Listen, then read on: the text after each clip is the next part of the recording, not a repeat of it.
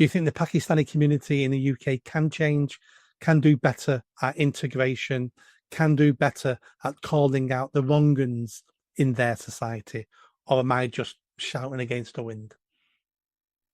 Oh no, absolutely. I think it needs to happen.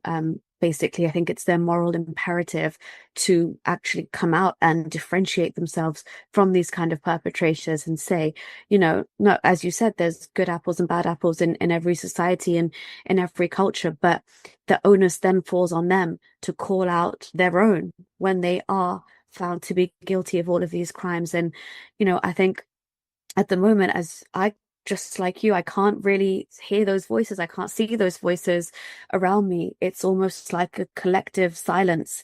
And I know obviously it does stem from kind of their fears of being tarred with, as you said, the reputation is already kind of tarnished here, but there's this collective guilt and shame.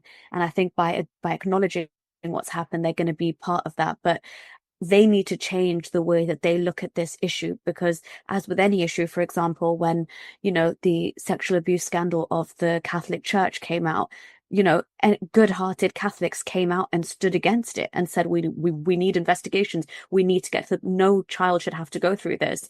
And we need the same kind of. It was Catholics who exposed it all. Exactly. Yeah.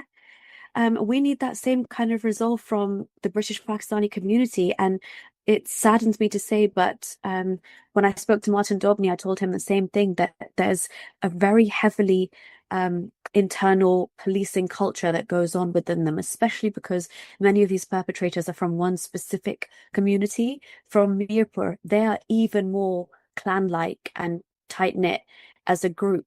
And it's kind of they've got strict honor codes.